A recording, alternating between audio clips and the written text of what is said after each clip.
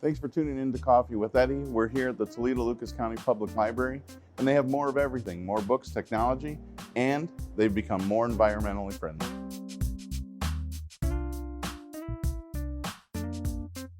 So one of the things that really stood out to me is not only have you created an opportunity for more books, more technology, but the process and the end result of this remodel project has become very environmentally friendly. Was that right from the get-go? Was that something that was important, or did that kind of happen naturally or by accident? A little bit of both, I think. Whenever we do these renovations or new constructions, we try to pay attention to what are the latest inefficiencies that we can find.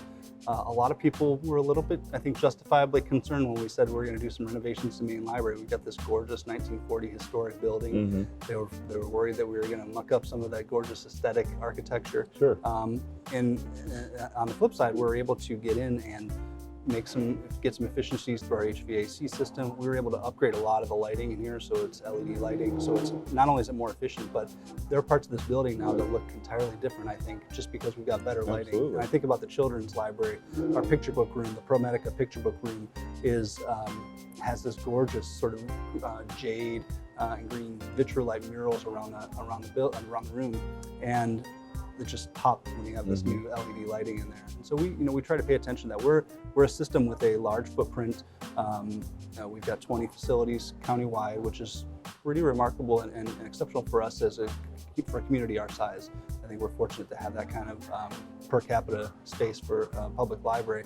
So we're always trying to think about how do we use that space environmentally, efficiently, and productively. So we've got spaces out at some of our renovations where we've planted native grasses to help out with the local ecosystem. Always trying to think about some of those things as we do these new projects. It gives us a chance to step back, as anything. If you have a pause and you have a chance to step back and take a look at things, it gives us a chance to see where we have some opportunities there. I had the opportunity to take a continuing education course at the new Sylvania location at King and Sylvania Avenue. Man, again, what another fantastic building. And that's when I came here in February of 2015, I knew that I was going to get a chance to work under our late director, Mr. Clyde Scholes, and I knew he had decades and decades of experience, a lot of work in local, state, and national politics. I did not know I was going to get a master class in architecture, library architecture, and that was one of the first projects I was able to get involved in. The King Road branch, not a lot of people realize it, but if you look at it from the street, from King Road, it looks like a book fanning out.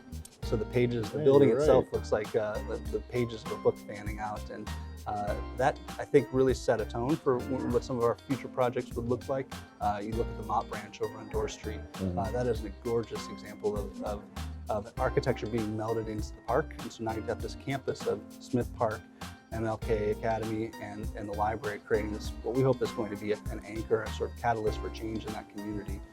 It's a community that has been neglected to some extent. That used to be a bustling commercial corridor, and the Mott branch, I think, and as others have said, is a stake in the ground around the importance of that community. And the library is a catalyst for economic development. And so those buildings and spaces are just, I think, a sort of symbolic representation of what we're here to do in our community, which is promote success in whatever way we can.